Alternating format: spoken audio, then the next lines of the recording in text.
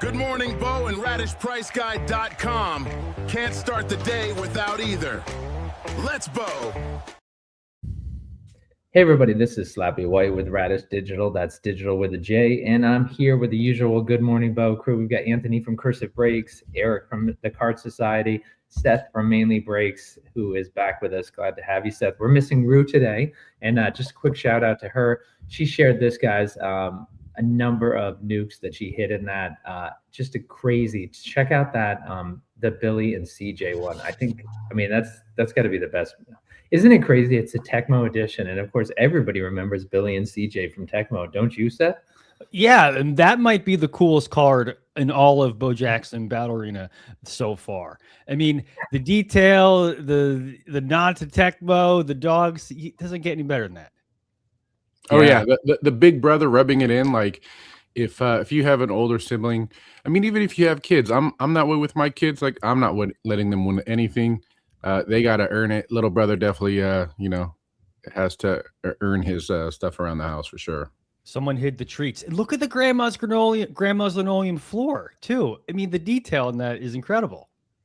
Okay, and Seth, you're not going again until your normal 6:37 Eastern on Sunday, right? Correct, sir. Okay, and then Anthony, is that we'll get back to Good Morning Bo in a second, but Anthony, you are trying to do every weekday 9:30, kind of right after Good Morning Bo. And what do you have up for today? Is it going to be singles or is it going to be double hero, double hobby break? It'll probably be both, to be honest with you. We got some singles posted in the store for pre-bids. We don't have to sell them all today, so the pre-bids can live for another day, but there'll be some singles and there'll be some breaks.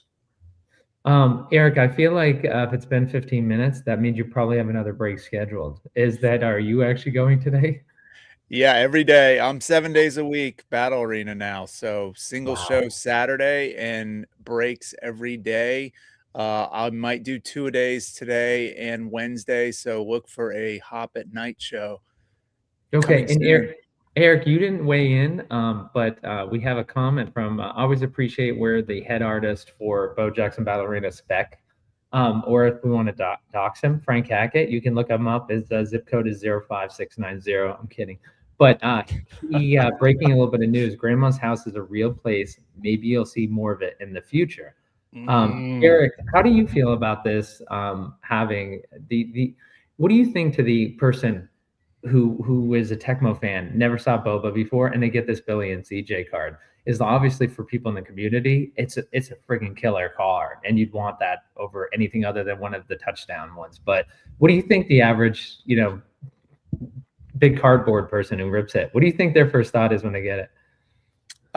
I hope they really enjoy the art, because the full color art is amazing on those cards. So I would think they would know they have something special because it just stands out.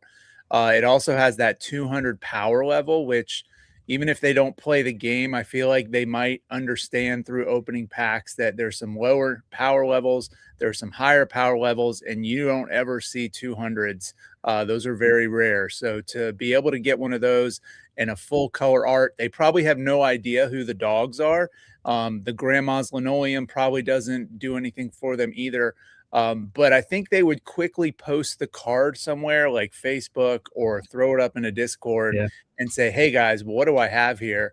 And usually 100 people will chime in, probably try and throw them lowball offers to get the card or give them some education. Yeah.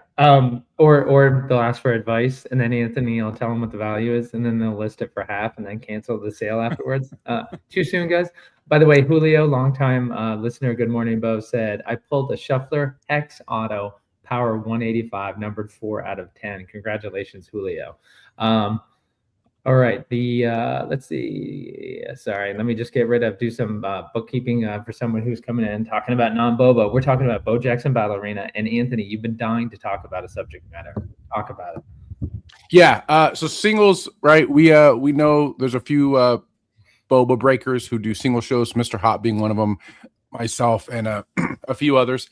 And the Tecmo singles have been a little all over the place.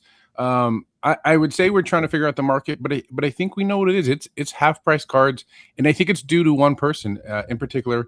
I think Dak Prescott single-handedly is driving down the Boba singles market. I've said it on a few different Discords or posts, and funny enough, people are agreeing with me by a lot, which is Dude, I don't know if that it's funny? surprising. Why is that funny that they're agreeing with you? Does your wife never agree with you? Sorry, go ahead. No, I think I kind of make it as a fun statement because we've seen his cards particularly going for a lot less than what we see powers of that level go for. I did check out the Radish price guide in Bo-Rilla, and his highest card to sell to date was his Alpha Update Super 165 for 885. He's had 195s, 190s, crazy short print cards sell, and they're about half that. They're going for about $400 or less. And if you're looking to build a not a spec deck, an Apex deck, go fill it up with some decks because that's probably the cheapest way you're going to get it done. All right, Seth, you were in the before we went live, you were outraged when I was. So here's why, because we know Bo Jackson Battle Arena does a great job of matching the power to how the performance of the players. And Dak had a great year, so he deserves the power level. And this is coming from a New York Giants fan, and it hurts me to say this. And I don't hate on Dak, right? I mean, I wish him well, just not against the Giants. So I think the power should be where it's at, and maybe we just have to find more Cowboys fans to come into the product and start chasing Dak. That's our goal. All right. Well, Eric, you and Joey Night Owl probably do the most singles out there. We've got Shano also doing singles out there, and Anthony from time to time. You've got that regular Saturday show, but what have you seen about Dak over the years you've been ripping Bo Jackson Battle Arena? Yeah, he definitely wasn't the most popular guy in Alpha Update when we were doing breaks of that, and he was on the lower end of the power scale.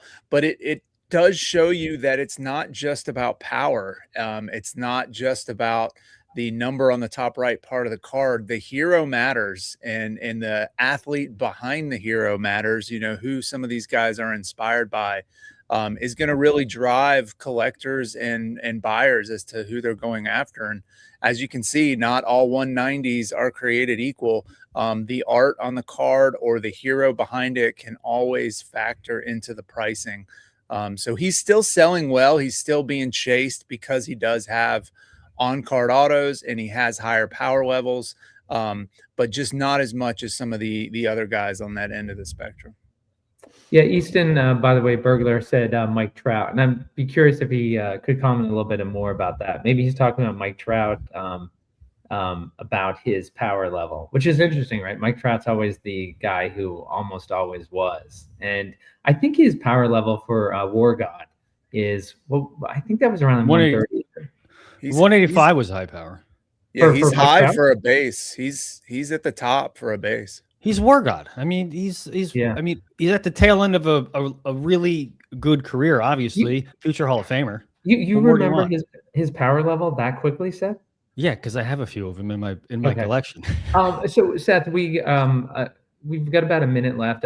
By the way, one clarification: when we were doing Bo-Rilla this weekend, we talked about collecting all 45 8-bits so that you could get the uncut sheet.